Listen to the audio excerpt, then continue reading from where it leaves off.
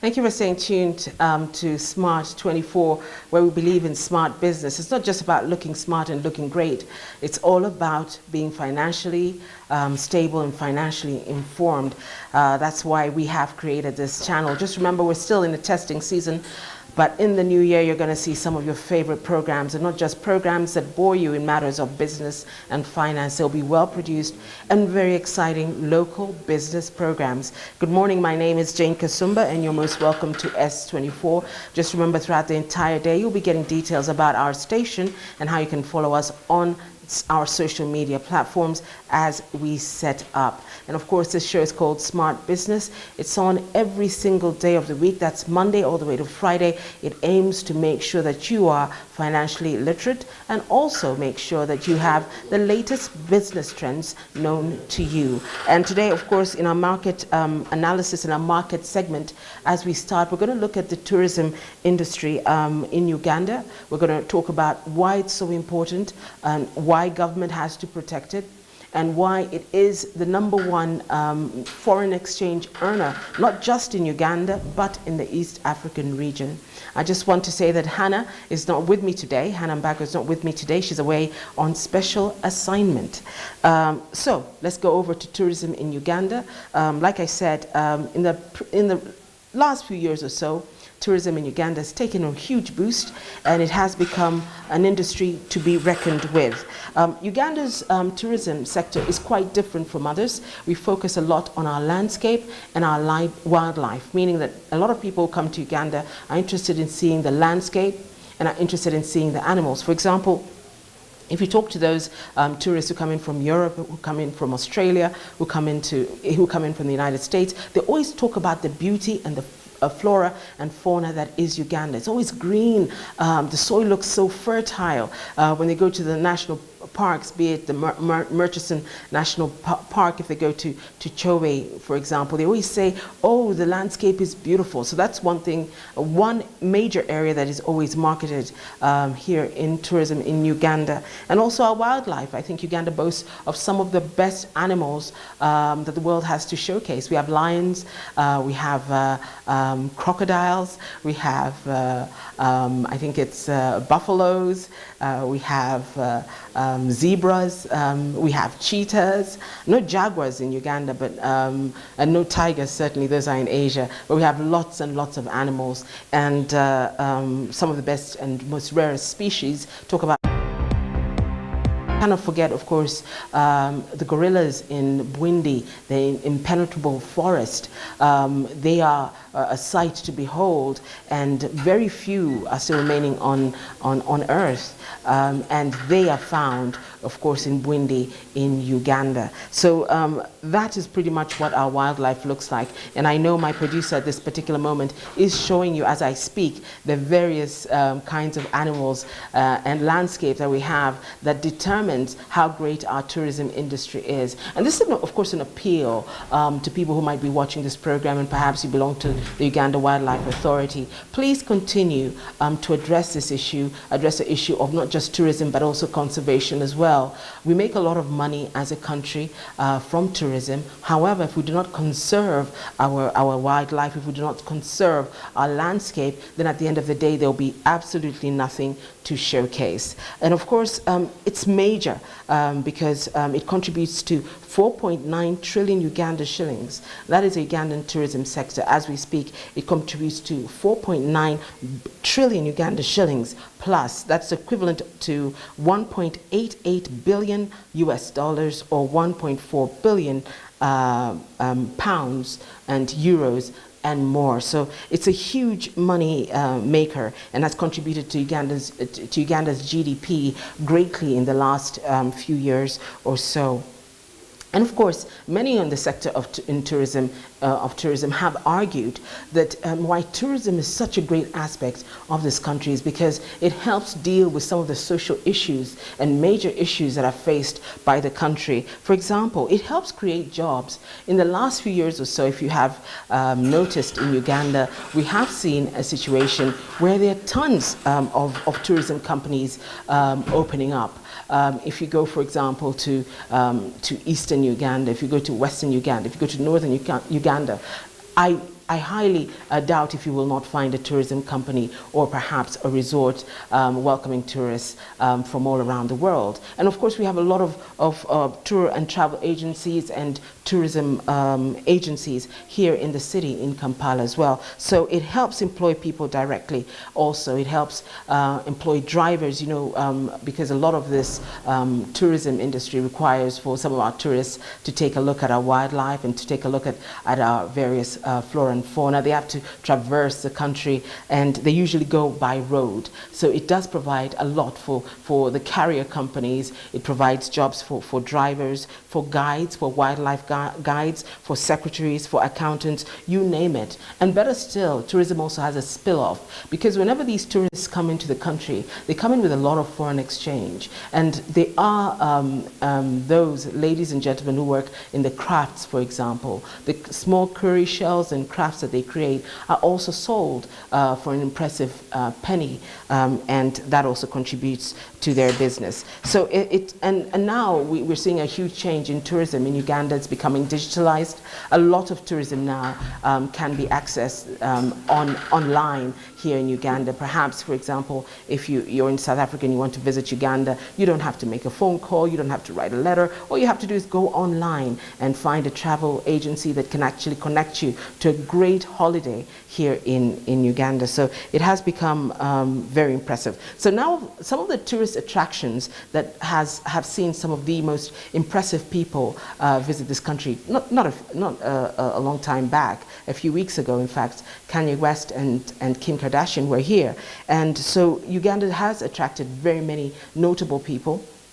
And it's for the main reason that we have a lot of national game parks, game reserves, traditional sites, and national natural tropical forests. And of course, there are cultural festivals as well, like the Imbalu in eastern Uganda, that many people look forward to going and seeing. Those who have never seen it before, it is now becoming a tourist spectacle, and it is pretty much on a tour guide's calendar when, of course, it happens in the course of each year. And of course, there's boat riding, there are the waterfalls, the rapids, there's the bungee jumping. So Uganda has a lot to show in terms of tourism. And of course, in the late 60s, in the late 1960s, Uganda was visited by around about 100,000 international tourists. However, today, as we speak, Uganda has over 5 million tourists visiting it every single year. So that, I must say, is pretty impressive, to say the least. So the tourism sector is one of the most important drivers of the Ugandan economy, just like it is in Kenya and just like it is in Tanzania. And that's why you see a huge concentration of government ensuring that Uganda as a country is well marketed abroad. Because if you're not well marketed abroad, then the tourists won't come. It's actually a vicious cycle. You're not well marketed abroad. The tourist who would spend his dollar or his pound or his euro contributing to your economy will decide to go somewhere else and not visit Uganda. So our tourism pretty much is on the up and up. Now, a Minister of Tourism, Wildlife and Antiquities, Professor Ephraim Kamuntu, actually says that, actually said previously when he was talking that the economy of Uganda had a lot of contribution from the tourism sector at that time. I think that was between 2016 and 2017, around about 2.7 billion for tourists coming into the country. And of course, by the time the budget is read in 2019, we'll see what kind of contribution the tourism sector will be giving to Uganda's budget as a whole. So there you have it in our market analysis of the tourism industry here in Uganda. It is important, it is critical. It is one of the main money makers for this country, and most importantly, it provides jobs in different sectors of the economy, and that's why tourism is very important. It's very important. That's why we're featuring it today. We're going for a quick commercial break. We're going to be right back with the forex rates and, of course, the commodity rates as well.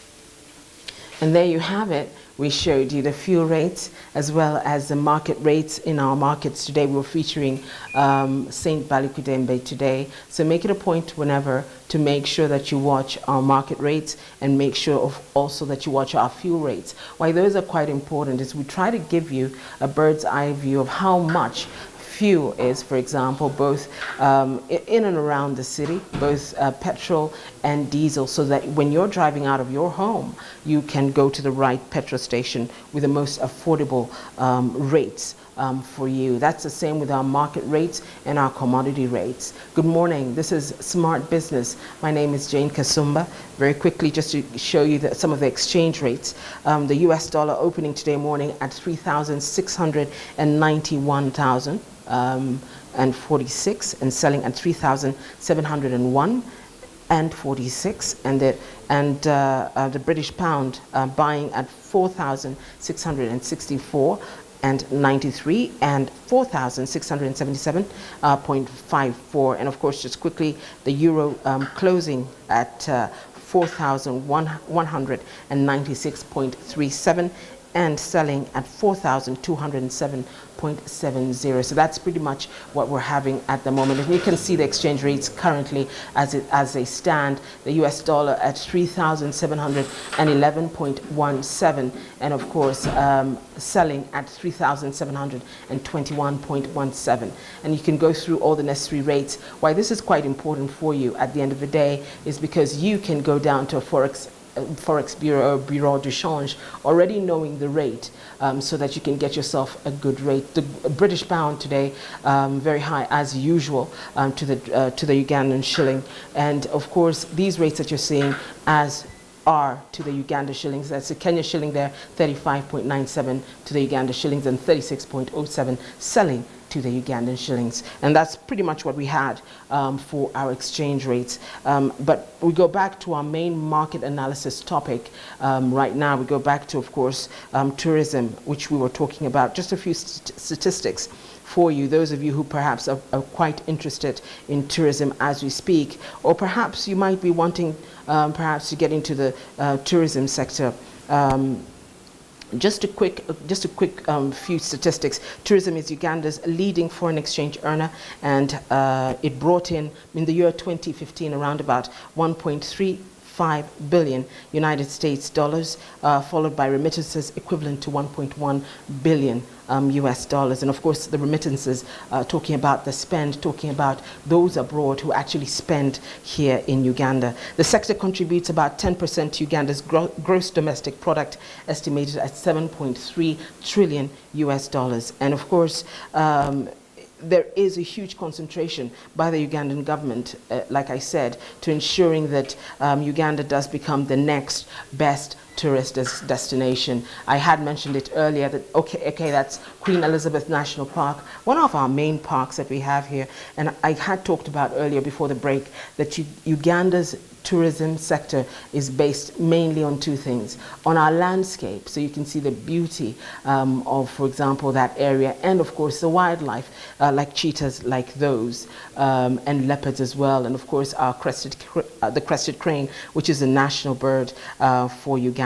And of course Uganda boasts of great biodiversity, including mountain gorillas, birds, elephants, giraffes, and has multiple parks, and that's at Chidepo Park. And you can see the zebras passing right behind a beautiful resort. And please, you're not dreaming. This is indeed Uganda. And however, I think there's a need for government to impress it upon the nationals in this country to also take up domestic tourism. Many of these places exist in Uganda, but as a Ugandan person, many people don't travel to see these places. Many people don't go out and see elephants. There's some young children who've never seen perhaps an elephant in the wild. They've not seen a waterfall like that at Mount Elgon. So there is a big gap, a big void that the government must fill, that people must start to love their country and must be encouraged to perhaps go on those mountain hikes. I know that is in Rwenzori Mountain, if I'm not mistaken, because I've done that hike myself. So when you do get the time as a Ugandan person, make it a point to, of course, sometimes it's not too cheap, but you can save and make sure that you go and see some of the beauty that our country possesses. Of course, the River Nile passes right through Uganda. The source of the Nile is right here in Uganda, and it is a magnificent part to behold. The whitewater rafting is in plenty in Jinja and other rapids, where other rapids are found across the country. And if you haven't done that, you should. And of course, bungee jumping at the source of the Nile. That is in Jinja. I have done that myself. And of course, I talked about the gorillas in the Bwindi Penetrable Forest, but that is in the Kuringo Gorilla Lodge. So sometimes when you go to these places, you also have an opportunity to stay at some of our most magnificent lodges, our most magnificent resorts, as you can see right there on your pictures, on your screens.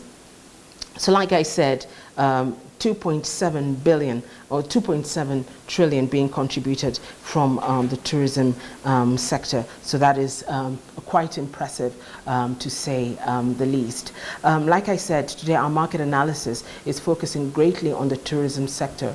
We do have a Twitter page. We will be showing you our Twitter handle, and you can also tweet in what you think can be done to improve the tourism sector. How can we invite more young people to be part of the tourism sector? How can you as an individual help to sell your country? I told you about the importance and how life is cyclical, especially when it comes to promoting a country. It's very cyclical. If you talk badly about your country, and it gets out, for example, then at the end of the day, that tourist, that man, that gentleman or that woman who would have wanted to visit your country, at the end of the day will decide, no, let me not spend my dollars here, let me spend them in South Africa. So some of the major competitors to Uganda's tourism happen to be our neighbors. They happen to be Kenya has a big, robust, and long-standing tourism sector. So that's our main competition in the area. And of course, Tanzania as well.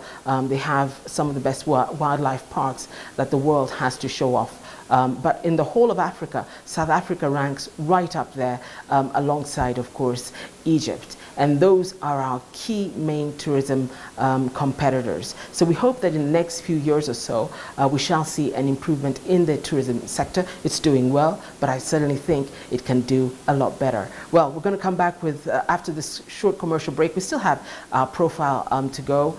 We have a guest in studio with us, Abbas Mpindi from the Media Challenge Initiative will be with us. So kindly stay tuned.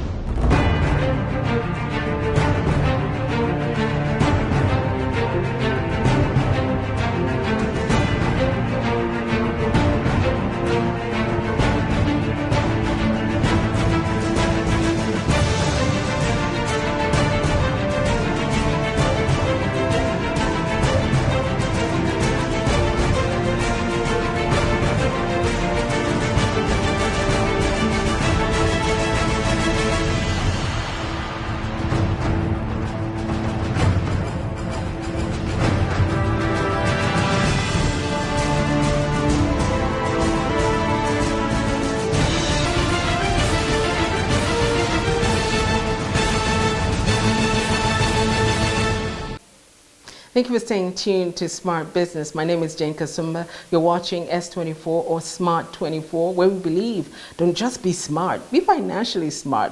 Have a smart business brain. Well, like I said before the break, I have a guest in the studio with me, but let me do the honors. This weekend, he was named by the New Vision, a leading newspaper here in Uganda, as one of the most influential young men who are below the age of 40. So he was named one of the most influential people, 40, under 40. His name is Abbas Mpindi. He's a founder of the Media Challenge Initiative, a youth-driven non-profit building the next generation of journalists in Africa through training, mentorship, and experiential peer-to-peer learning. And the team at Media Challenge Initiative, which he founded and which he runs, is made up of a collective of exquisite and very youthful men and women who are deeply passionate about creating the next generation of journalists through offering knowledge and solutions-based skills. So Abbas Mpindi, to many, really needs no introductions. The work that he has done and the contribution he has done to to the youth, especially the youth in media, is really commendable. And why we're featuring him here today on Smart Business is because we know a lot of people in Uganda, a lot of our population is made up of 70% youth. So it's important for us to find a way in which they can be sustained. How can you find a job, for example, if you're a young person? So today we're going to get Abbas Mpindi to talk to all of you who might be watching at this particular time. How did he, as a young man, first and foremost, think up of the idea, the Media Challenge Initiative? And secondly, how did he manage to decide that I don't want to be employed by anybody, I want to do things on my own? So he was an entrepreneur of sorts. But most importantly, number three, we're going to find out from Abbas, if he can tell us, that is, how much money that he can make, or how much money over the time of Media Challenge Initiative that he has raised for such a worthy and worthwhile cause. We're going to take a look at Abbas Mpindi's profile, then we'll be right back. Abbas is in studio this morning. People like Abbas Mpindi, a journalist from Uganda who founded the Media Challenge Initiative to help other young people get the training they need to tell the stories that the world needs to know. Mpindi Abbas is the CEO and founder of the Media Challenge Initiative, a youth-driven, non-profit building the next generation of journalists in Uganda. Mpindi believes that good journalism can make the world a better place through the stories journalists tell and how they tell them. He also believes that if the good force of journalism is to change the world, we must have good, objective, empowered, socially conscious, and just journalists. This is why he founded the Media Challenge Initiative. Under MCI, Mpindi has now opened a media academy with a TV and radio accelerator space for training journalism students who do not have access to practice facilities in their universities. In 2017, he launched the Next Gen Journalist Program, a 4-phased project including a 3-day annual journalism expo and the first ever journalism fellowship program in Uganda and East Africa targeting journalism students. In 2018, he was involved in coordinating the Uganda Social Media Conference, an annual event focusing on discussions around the impact of social media and democracy today. He is also the brain behind a news website, Things That Work Uganda, which gives a platform to media students in Uganda an opportunity to practice solutions in journalism. His story has been published in the Huffington Post, and recently his work was highlighted by President Barack Obama in his #Mandela100 lecture in South Africa. Mpindi is a 2018 Obama leader, a 2018 Tony Elumelu